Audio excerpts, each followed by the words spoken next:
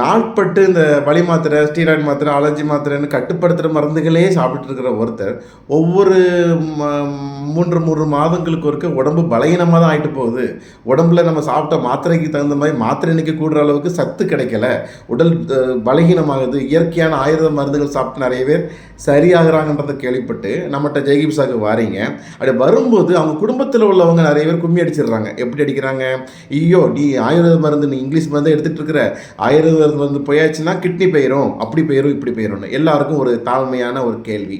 இந்த kidney failure ஆகி dialysis பண்ணிட்டு இருக்கிறவங்க ஹாஸ்பிட்டல் இருக்குல்ல, அங்கே போய் 100 பேர்கிட்ட போய் கேளுங்க, கிட்னி ஃபெயிலியர் ஆனவங்ககிட்ட எத்தனை பேர் இயற்கையான மருந்துகள் சாப்பிட்ருக்கிறீங்க, எத்தனை பேர் ஆயுஷ் மருந்துகள் சாப்பிட்ருக்கிறீங்க, இல்லை எத்தனை பேர் இங்கே வலி மாத்திரைகளும் ஸ்டீராய்டு மாத்திரைகளையும் தகுந்த மருத்துவர் ஆலோசனை இல்லாமல் தொடர்ந்து எடுத்துகிட்டு இருக்கிறீங்கன்னு கேட்டிங்கன்னா 100க்கு 90 பேர் ஒரு கட்டுப்படுத்துகிற மருந்துகளை அதிகமாக எடுத்தவங்க தான் இந்த பிரச்சனைக்கு ஆளாகிறாங்க.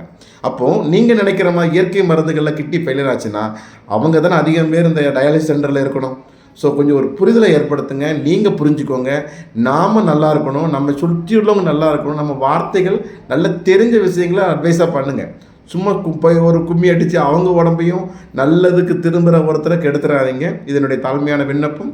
அன்புடன் டாக்டர் சுந்தர் பரமார்த்தலிங்கம். ஆயுர்வேத மருந்துகள் நிச்சயமாக இயற்கையாக எதிர்பார்த்தலை தோன்றி ஆரோக்கியம் தரும்.